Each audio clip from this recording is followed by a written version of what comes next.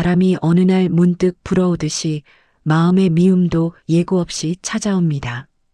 고요하던 내면에 작은 돌 하나가 떨어지기만 해도 물결은 순식간에 넓게 번지고 스스로 잦아들기 전까지 쉼 없이 흔들립니다. 우리는 그 흔들림을 두려워하거나 억누르거나 모른 척하며 외면하려 하지만 감정은 바람의 성질을 닮아 억제할수록 더 거칠게 일어납니다. 정약용은 젊은 시절 마음의 움직임이란 무엇인지 스스로에게 묻곤 했습니다. 마음이 만약 돌처럼 굳어 있다면 미움은 일어나지 않을 것입니다. 그러나 마음은 물처럼 흐르고 흔들리며 외부의 사소한 자극에도 곧바로 결을 바꿉니다. 그래서 미움이라는 파문은 잘못이라기보다 살아있음의 징표이며 상처를 느낀다는 것은 그 마음이 예민하고 섬세하다는 뜻이 됩니다. 문제는 감정 자체가 아니라 그 감정을 어떻게 바라보고 다루는가에 달려 있습니다. 이제 우리는 한 가지 사실을 먼저 인정해야 합니다. 미움은 몰아내야 할 적이 아니라 이해해야 할 손님입니다. 손님이 찾아온 이유가 무엇인지, 어떤 걸음으로 다가왔는지, 그리고 어떤 방식으로 자연히 떠나도록 도울 수 있는지는 마음을 다루는 지혜에서 비롯됩니다. 힘으로 쫓아낼 수도 없고 무심함으로 가둘 수도 없습니다. 다만 문을 열어두고 그 흐름을 지켜보며 바람이 지나가듯 스스로 흘러나가도록 기다릴 뿐입니다. 이러한 이해가 자리 잡으면 우리는 비로소 감정의 흐름을 따라갈 준비를 하게 됩니다. 감정이 일어나는 가장 첫 순간을 알아차리고 숨을 고르며 마음과 감정을 분리해 바라보고 복잡한 생각을 정리하고 마음의 여백을 마련하며 다시 평정으로 돌아오는 길을 차근히 밟아갈 수 있습니다. 바람은 여전히 불지만 이제 마음은 그 바람을 그대로 따르지 않습니다. 흔들릴 수는 있어도 휘둘리지는 않는 자리로 천천히 옮겨가는 것입니다. 미움이라는 감정은 처음부터 거칠고 분명한 모양으로 다가오지 않습니다. 공기 중에 떠있는 먼지 한 톨이 빛이 닿을 때에만 모습을 드러내듯 마음속 미움도 아주 미세한 갈등의 그림자에서 조용히 시작됩니다. 그러나 우리는 이 작은 변화를 대부분 알아차리지 못한 채 감정이 이미 커진 뒤에서야 뒤늦게 그 존재를 확인하곤 합니다. 정약용은 감정이 크게 일어나면 이미 다스리기 어렵다며 작게 일어나는 바로 그 순간을 포착해야 한다고 말했습니다. 미움이라는 감정과 마주하는 일은 바로 그 작고 조용한 흔들림을 알아차리는 데서 시작됩니다. 감정의 시작은 언제나 섬세합니다. 어떤 말을 들었을 때, 누군가의 표정이 스쳤을 때, 혹은 오래 잊고 지냈던 기억이 갑자기 떠올랐을 때 마음속에서 아주 작은 진동이 일어납니다. 이 진동은 손끝으로도 느껴지지 않을 만큼 작지만 그 안에는 미움으로 자라날 씨앗이 숨어 있습니다. 문제는 우리가 이 작은 신호들을 지나치기 쉽다는 데 있습니다. 마음이 지쳐 있거나 정신이 분주할수록 감정이 솟아오르는 첫 순간은 더욱 보이지 않게 됩니다. 정약용은 이러한 움직임을 마음의 틈새라고 표현했습니다. 큰 파도가 이미 넘어오고 있을 때는 막기 어렵지만 아주 작은 물결의 시작은 눈을 조금만 더 기울이면 충분히 감지할 수 있다는 뜻이었습니다. 바람의 방향이 첫 흔들림에서 이미 드러나듯 감정 역시 시작점에서 분명한 신호를 보내지만 우리는 그것을 자주 흘려버립니다. 가슴이 아주 미세하게 답답해지는 느낌, 얼굴 근육이 잠시 굳어지는 순간, 생각이 한순간 멈칫하는 느낌, 혹은 왜 그런가 하는 가벼운 속삭임 같은 반응이 바로 그 신호들입니다. 감정은 이 관문을 지나야만 크게 자라지만 그 순간은 지나치게 짧고 섬세해 의식적으로 주의를 기울이지 않으면 놓쳐버리기 쉽습니다. 마음을 닦는다는 것은 바로 이러한 작은 움직임을 놓치지 않는 일과 다르지 않습니다. 정약용은 감정이 불편하게 일어날 때마다 서둘러 움직이지 말고 숨을 들이켜 한 호흡 머물렀다고 합니다. 단 3초의 짧은 정적이 한바탕의 혼란을 막아준다는 그의 말은 단순한 조언이 아니라 감정의 속도를 조절하는 가장 기본적인 기술입니다. 우리는 감정이 올라오면 대개 그 속도를 따라잡으려고 서둘러 판단하고 생각을 쌓고 그에 따라 마음을 몰아가지만 정약용의 방식은 그 반대입니다. 감정이 빠를수록 마음은 더욱 천천히 움직여야 한다는 것입니다. 종이에 떨어진 물방울이 번지기 전에 천천히 닦아내면 더 이상 번지지 않듯 감정도 시작점에서 잠시 멈추어 받아들이면 크게 번지지 않습니다. 이때 중요한 점은 미움을 억누르려 하거나 없애려는 의지를 앞세우지 않는 것입니다. 억눌러 없애려 할수록 감정은 더 깊은 자리로 숨어들어 왜곡되기 쉽습니다. 이 순간에 필요한 일은 다만 무엇이 올라오고 있는지를 바라보는 일뿐입니다. 비판하거나 가두지 않고 그저 바라보는 태도는 감정을 거울처럼 비추게 하고 그 비춤 속에서 마음은 감정에 휘둘리지 않게 됩니다. 정약용이 말한 살핌의 의미는 바로 이 지점에서 드러납니다. 살핀다는 것은 판단하거나 고치려는 마음을 앞세우지 않고 있는 그대로의 감정 흐름을 바라보는 태도입니다. 감정이 어떻게 태어나고 어떻게 움직이며 어떤 방향으로 가려는지를 조용히 따라가는 일이며 이 과정에서 감정은 폭발적인 힘을 잃고 자연스러운 흐름을 회복하게 됩니다. 감정의 시작을 포착하는 이 작은 전환은 마음이 감정의 주인이 되도록 돕습니다. 감정이 마음을 끌고 가는 것이 아니라 마음이 감정을 지켜보는 자리로 올라서는 것입니다. 그 자리에 선 사람은 감정에 휘말리지 않고 감정을 다루게 되는 첫 발을 내딛게 됩니다. 이제 우리는 미움이 일어나는 첫 떨림을 감지할 수 있는 시선을 얻게 되었습니다. 이 시선은 다음으로 이어질 마음의 작업을 준비시키며 감정과 나 사이에 자연스러운 거리를 만드는 지혜로 이어지게 됩니다. 다음 흐름은 바로 그 거리를 어떻게 안정적으로 세우는지에 관한 이야기로 자연스럽게 이어질 것입니다. 미움은 가까이 다가올수록 뜨겁고 성급하게 치밀수록 더욱 날카로워집니다. 그래서 감정을 다스리는 과정에서는 마음과 감정 사이에 적절한 거리를 마련하는 일이 무엇보다 중요합니다. 정약용이 마음을 논하며 거리를 지닌 사람은 쉽게 흔들리지 않는다고 말한 이유도 여기에 있습니다. 그는 세상을 바라볼 때만이 아니라 마음속 감정을 대할 때에도 이 원리가 그대로 적용된다고 보았습니다. 우리는 흔히 감정이 곧 나 자신이라고 믿습니다. 미움이 올라오면 내가 미워하고 있다고 느끼고 분노가 치밀면 내가 분노하고 있다고 단정합니다.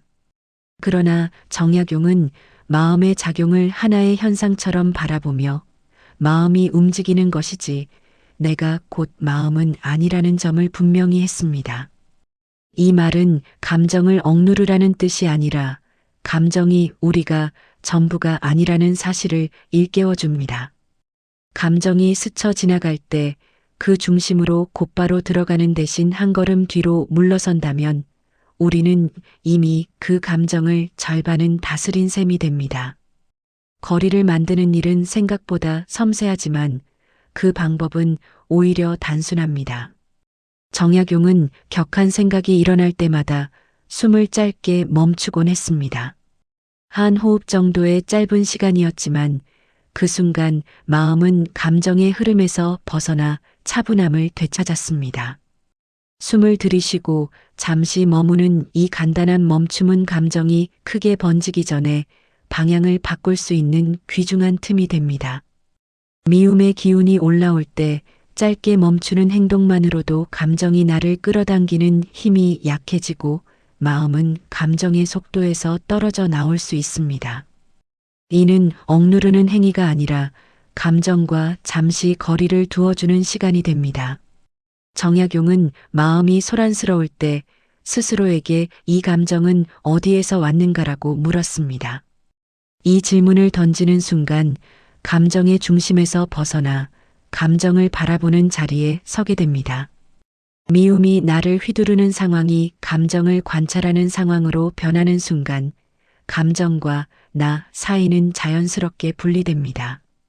이 단순한 물음이 마음의 흐름을 고요하게 잡아주며 얽혀있던 감정에서 한 발 떨어지게 만들었습니다. 몸을 다루는 방식 또한 감정을 다스리는 중요한 수단이 됩니다.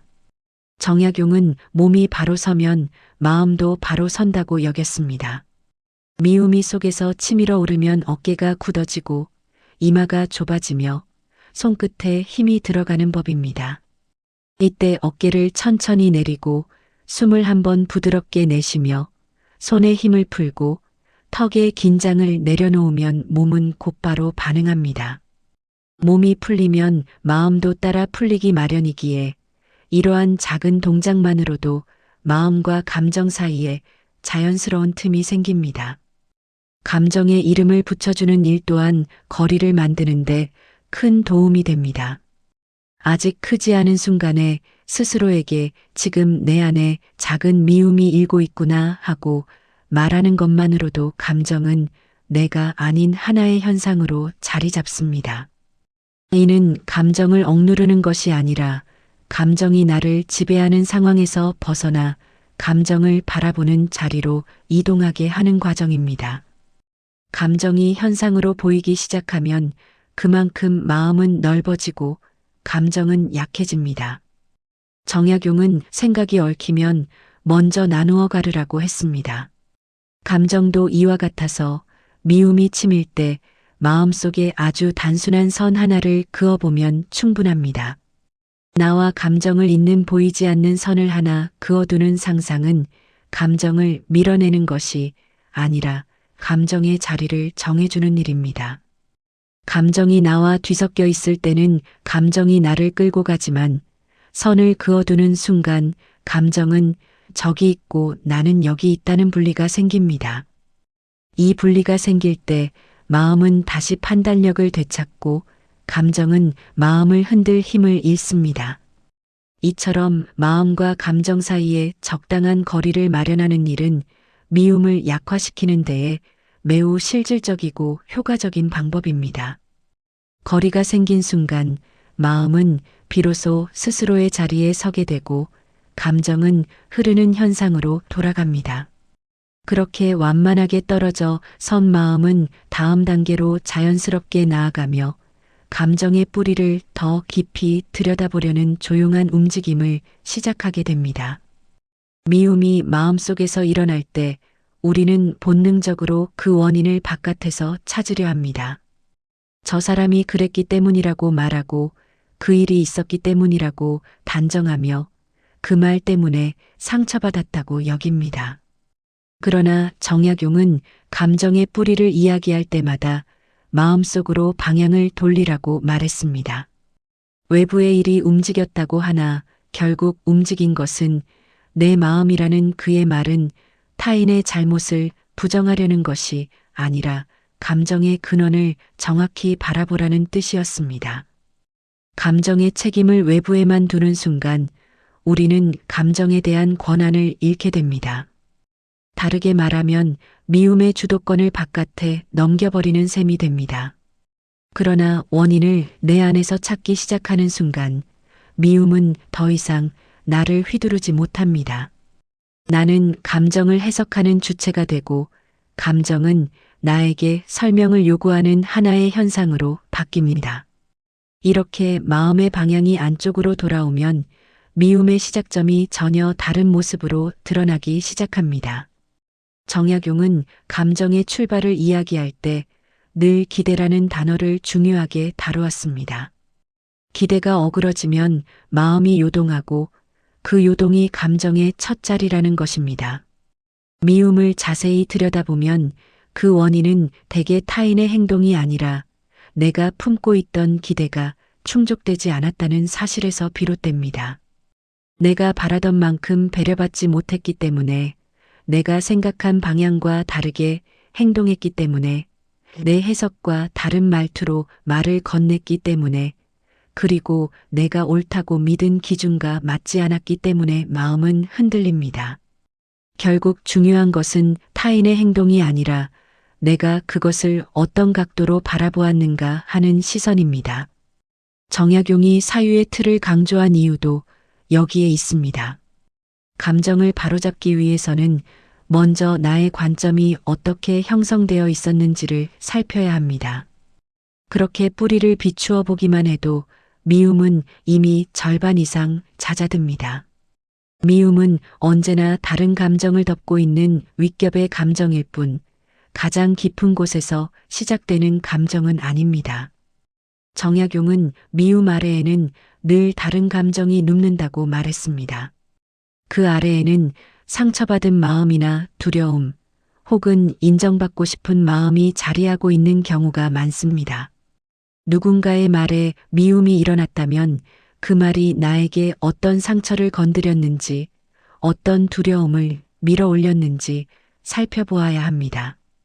겉으로 드러난 미움만 상대하려 하면 끝이 없지만 밑에 놓인 감정을 들여다보면 감정의 구조가 한 번에 보입니다. 드러난 감정만 다루지 말고 그 아래 눌려있던 감정이 무엇인지 조용히 물어보라는 정약용의 말은 바로 이런 흐름을 가리킵니다.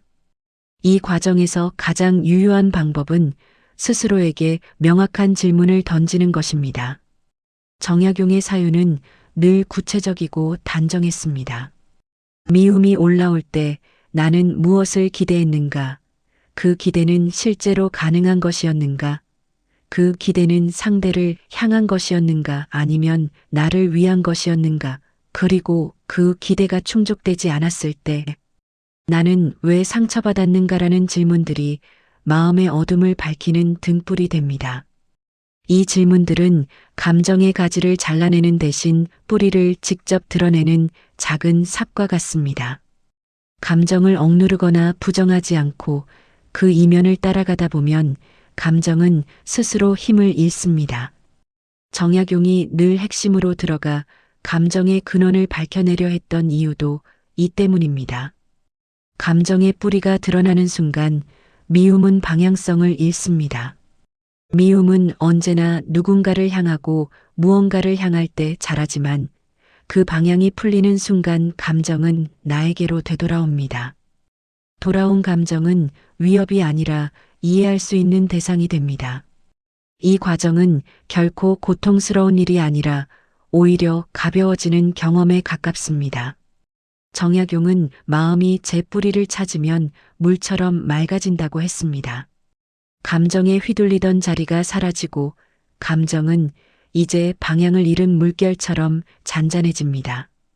이때 마지막으로 도달하는 인식은 단순하지만 결정적입니다.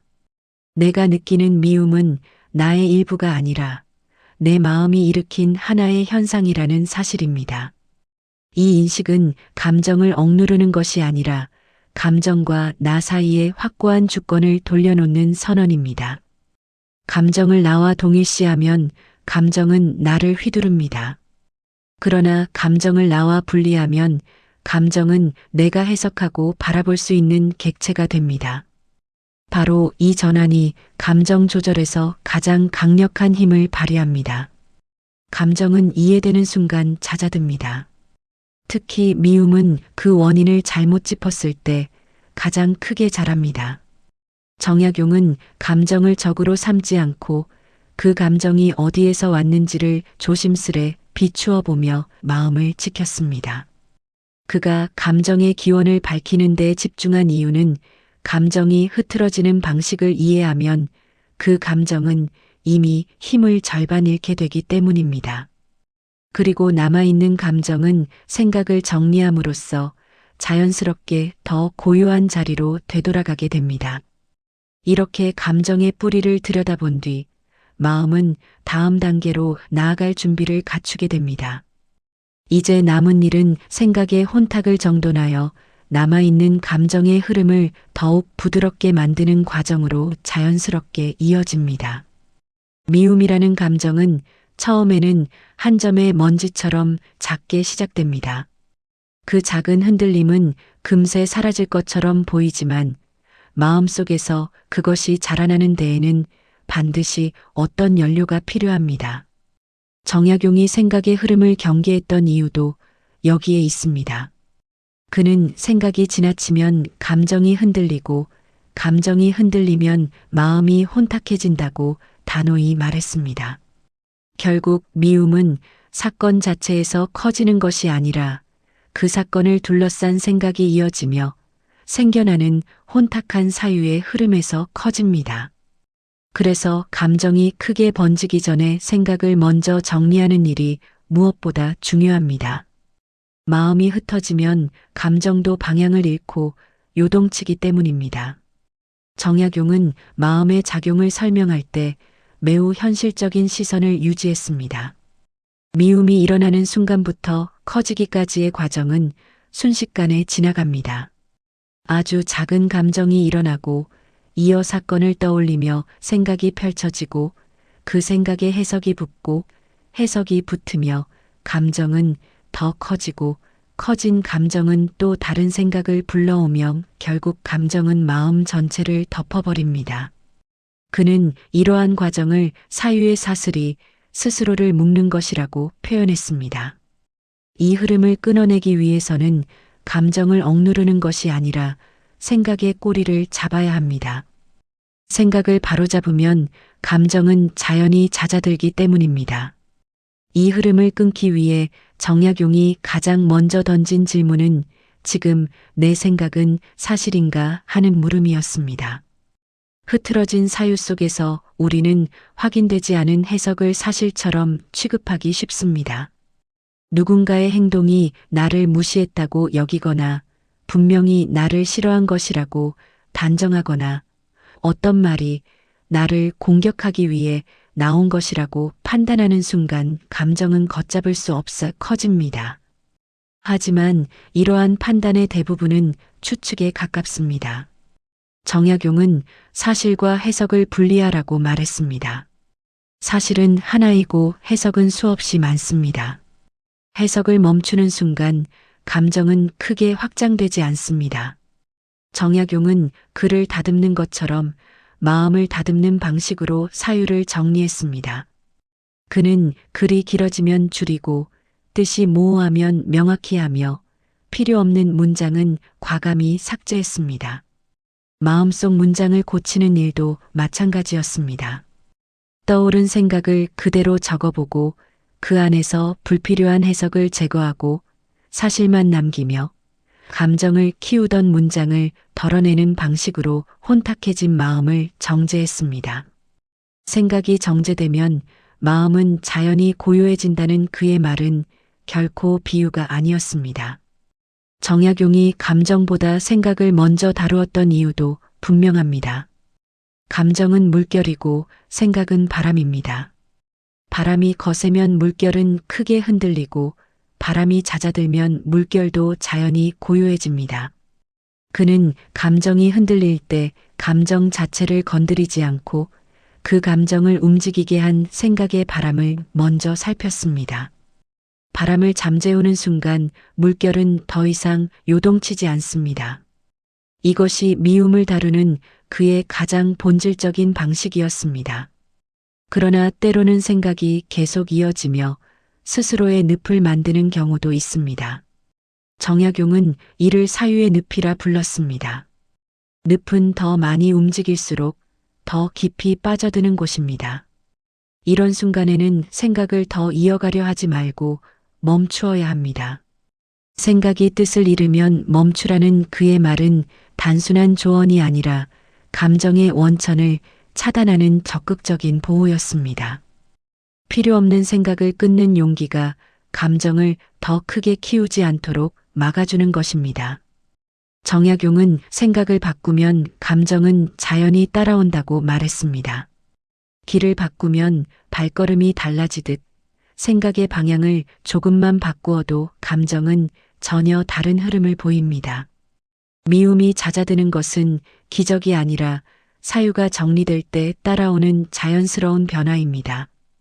지나치게 이어지던 생각들이 가라앉고 난 자리에는 고요가 찾아옵니다. 그 고요는 억누르거나 참아서 생긴 고요가 아니라 흐름이 스스로 잦아들고 난 뒤에 머무는 진짜 평정입니다. 이렇게 마음의 흐름을 다듬으면 감정은 더 이상 방향을 잃고 튀어오르지 않습니다. 사유가 고요해지는 자리에서 마음은 제 모습을 되찾고 미움은 잔잔한 물결처럼 사그라집니다. 그리고 이 고요는 다음 단계에서 감정을 흘려보내고 마음을 비우는 허심의 자리로 자연스럽게 이어지게 됩니다. 정약용이 마음을 이야기할 때 자주 사용한 개념 가운데 하나가 바로 허심입니다. 흔히 마음을 비운다는 뜻으로 이해되지만 정약용에게 허심은 단순히 비워내는 행위가 아니라 흐름을 내어주는 태도였습니다. 감정이 마음에 붙잡히지 않고 스스로 지나가도록 허락하는 넓은 공간이 바로 허심입니다. 물항아리에 빈 공간이 있어야 물이 담기고 넘치고 다시 비워지는 순환이 이루어지듯이 마음도 비어있는 자리가 없으면 새로운 감정이 들어오지도 나가지도 못합니다. 감정이 잠시 들렀다 흐르도록 하려면 마음 안에 반드시 여백이 필요하다는 것이 정약용의 생각이었습니다. 허심을 이해하기 위해 먼저 비움의 본뜻을 살펴볼 필요가 있습니다. 많은 사람이 마음을 비우는 것과 감정을 버리는 것을 하나로 생각하지만 정약용의 비움은 버림이 아닙니다. 그는 버리려는 사람은 마음을 막지만 비우는 사람은 마음을 연다고 했습니다.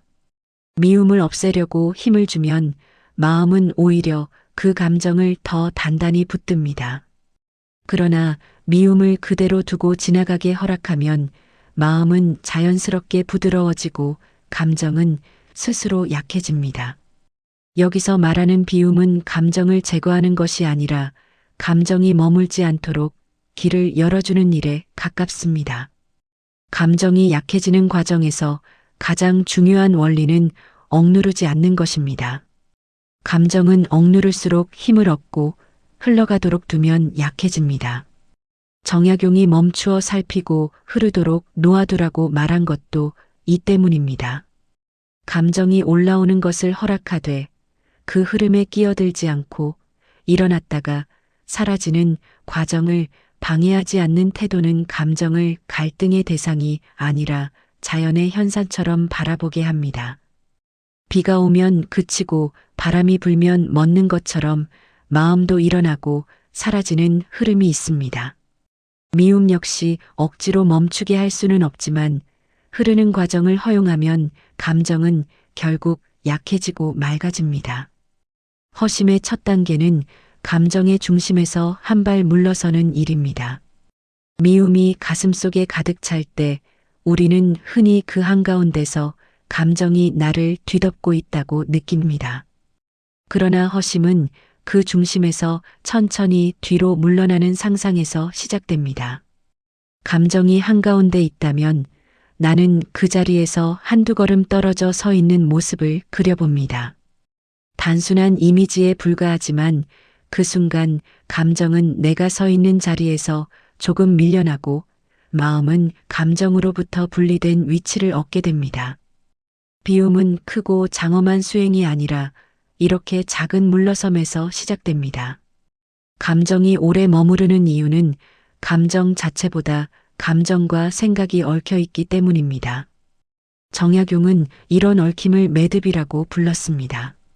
감정의 매듭을 풀려면 생각의 매듭부터 풀어야 합니다. 잠시 감정에서 물러서서 지금 떠오르는 생각 몇 가지를 정리해보고 이 생각이 지금 필요한가 하고 조용히 질문해보는 일만으로도 마음은 한결 가벼워집니다. 필요하지 않은 생각을 내려놓으면 감정의 매듭은 자연히 풀리고 흐름은 부드러워집니다. 정약용이 사유가 단정해지면 정 또한 단정해진다고 말한 까닭이 바로 여기에 있습니다. 허심의 핵심은 마음에 비어있는 공간을 마련하는 일입니다. 정약용은 마음이 비어 있어야 사람을 품고 생각을 담고 감정을 지나가게 할 수 있다고 했습니다. 마음이 생각과 판단으로 가득 차 있으면 새로운 감정은 들어올 자리가 없어 그 자리에서 굳어버립니다. 허심은 마음속에 작은 방 하나를 만드는 일이며 그 방은 감정이 들어왔다가 잠시 일렁이다가도 자연히 빠져나가는 통로와 같습니다. 정약용은 감정을 손님에 비유하며 허심의 태도를 설명하곤 했습니다. 감정은 내가 부른 손님이 아니더라도 찾아와 문을 두드릴 수 있습니다. 허심은 그 손님에게 잠시 머물다 가도 좋으나 오래 머물 자리는 많지 않다고 말하는 태도입니다. 미움을 쫓아내려 하면 문 앞에서 실랑이가 벌어지고 붙잡아두려 하면 방이 금세 가득 차버립니다. 그러나 잠시 머물도록 허락하되 자연히 나가도록 하면 감정은 억울해하지도 않고 더 크게 자라지도 않습니다. 비워진 마음에 찾아오는 마지막 결과는 고요입니다. 억지로 만든 고요가 아니라 흐름이 지나간 뒤 자연히 남는 맑은 고요입니다. 비어있지만 허전하지 않고 조용하지만 무력하지 않은 상태로서 새벽 들판의 안개가 거친 뒤 드러나는 땅의 모습처럼 마음의 바닥이 드러납니다. 감정이 거치고 나서야 마음의 본래 모습이 나타나며 이 자리가 정약용이 말한 허심의 참된 자리입니다. 감정을 없애는 힘이 아니라 감정을 머물지 않도록 하는 비움의 지혜가 마음을 다시 제자리로 이끌어줍니다. 미움이 잦아든 뒤에도 그 감정이 다시는 찾아오지 않는 것은 아닙니다. 바람이 멎었다가 다시 불고 물결이 잠잠했다가도 다시 이는 것처럼 마음속 감정 역시 일정한 리듬을 따라 오르내립니다. 정약용은 이러한 자연스러운 움직임을 억지로 다스리려 하지 않았습니다. 그는 마음을 다스리는 일은 한 번의 결심으로 끝나는 것이 아니라 평생 이어지는 일상의 수양이라고 말하며 마음의 흐름을 꾸준히 보살피는 태도를 더욱 귀하게 여겼습니다. 미움의 파도가 잦아들고 난 뒤 그 고요를 오래 지키기 위해 필요한 것은 특별한 수행이나 큰 결단이 아닙니다. 정약용의 방식은 늘 소박하고 절제되어 있었으며 일상 속에서 천천히 스며들듯 실천할 수 있는 것들이었습니다. 그는 마음의 평정은 거창한 변화가 아니라 작은 습관들에서 비롯된다고 보았습니다. 가장 먼저 그는 매일 마음을 정돈하는 짧은 시간을 강조했습니다. 새벽마다 마음을 빗질한다는 그의 표현처럼 마음도 방치하면 쉽게 엉키고 흐려집니다. 하루의 흐름을 천천히 돌아보고 잠깐의 불편함이 있었다면 그 이유를 조용히 살피며 굳이 붙들지 않아도 될 감정을 떠올려 보는 짧은 정리는 마음속에 남아있던 자잘한 여운들을 털어내고 다음 날을 가볍게 맞이하도록 돕습니다. 하루를 어지럽히지 않으면 감정도 하루를 어지럽히지 않는다는 그의 말은 바로 이 같은 마음 관리에서 비롯된 것이었습니다. 정약용은 생각을 단순하게 만드는 일 또한 중요하게 여겼습니다. 그의 글이 명료한 문장으로 이루어진 이유는 마음을 복잡하게 만들지 않으려는 철학적 태도 때문이었습니다. 생각이 복잡해질수록 감정은 제멋대로 자라기 쉽습니다. 반대로 생각이 단순하고 분명하면 감정은 쉽게 흔들리지 않습니다. 필요 없는 걱정은 짧게 끊어내고 해석을 과도하게 덧붙이지 않으며 감정이 과열될 때 사실만 남기는 방식은 마음을 정돈하는 가장 기초적이며 강력한 습관이었습니다. 마음의 단순함은 평정의 초석이라는 그의 말은 그래서 더욱 설득력을 얻습니다. 감정이 솟구치는 순간마다 짧은 멈춤을 들이는 습관 역시 정약용이 거듭 강조한 실천이었습니다.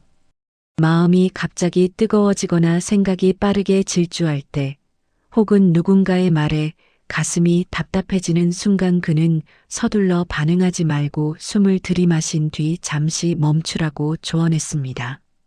단 몇 초의 멈춤이 감정의 확산을 막고 되돌아볼 여유를 마련해 줍니다. 서둘러 반응하면 후회가 따르고 서둘러 생각을 멈추면 마음이 맑아진다는 그의 말은 마음의 흐름을 지키기 위한 가장 단순하면서도 분명한 지혜였습니다. 그는 마음속에 빈자리를 늘 남겨두어야 한다고도 했습니다. 허심이 이례적인 상태가 아니라 꾸준히 유지해야 하는 공간이라는 뜻이었습니다. 마음속 여백이 줄어들면 감정은 쉽게 넘쳐 흐르고 판단은 급해지며 말은 무거워집니다. 정약용은 생각을 줄이고 판단을 천천히 하며 말을 아끼는 태도를 통해 마음의 여백을 남기고자 했습니다.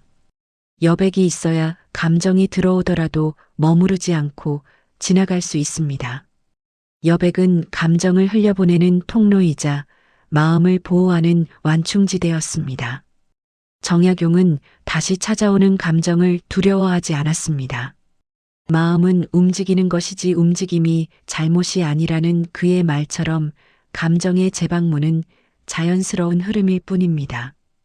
감정이 다시 찾아오는 것을 지나치게 걱정하면 오히려 감정은 더 크게 다가옵니다.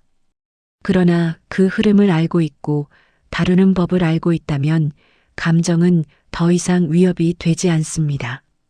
미움이 다시 찾아온다면 그는 잠시 머물다 가도 좋으나 오래 있을 자리는 없다고 말할 수 있어야 한다고 했습니다. 이 담담한 태도 자체가 평정의 한 형태였습니다. 정약용의 방식은 언제나 일상 속에 있었습니다. 새벽에 짧은 명상, 글을 쓰며 마음을 정리하는 습관, 천천히 걸으며 생각의 속도를 가라앉히는 태도, 따뜻한 차 한 잔 앞에서 감정을 내려놓는 시간, 그리고 글을 고치듯 마음속 문장을 다듬는 사유의 흐름이 모두 그의 수양이었습니다. 큰 일을 막는 것은 작은 일이고 큰 감정을 다스리는 것은 작은 마음이라는 그의 말은 평정이 거창한 결심에서 오는 것이 아니라 작지만 지속 가능한 습관에서 온다는 사실을 보여줍니다. 마지막으로 그는 평정을 완성된 상태로 보지 않았습니다. 평정은 도달하는 곳이 아니라 지켜내는 과정이었습니다. 마음은 흔들릴 수 있지만 그 흔들림 속에서도 다시 되돌아오는 자리를 아는 것, 그리고 그 자리를 매일 다시 찾아가는 것이 정약용이 말한 평정의 본질이었습니다. 미움이 다시 찾아오더라도 그 감정에 흔들리지 않고 천천히 돌아오는 길을 알고 있다면 그것만으로도 이미 수양의 중심에 가까워지는 길이 됩니다. 마음을 억누르거나 감정을 적으로 삼지 않고 내면을 깊이 이해하며 그 흐름을 자연처럼 받아들이는 태도 속에서 평정은 조용히 유지됩니다. 미움은 우리가 살아가는 동안 여러 번 찾아오는 손님과 같습니다. 때로는 아주 조용히 문을 열고 들어오고 때로는 거칠게 문을 흔들며 마음을 뒤흔들기도 합니다. 그러나 정약용의 눈으로 바라보면 미움은 쫓아내야 할 적이 아니라 한번 살펴보고 흘러가게 해야 할 흐름일 뿐입니다. 붙잡을수록 깊어지고 놓아둘수록 약해지는 자연의 움직임 같은 현상이기에 더욱 그렇습니다. 이 여정에서 우리는 미움이 일어나는 첫 순간을 포착하는 법을 익혔습니다.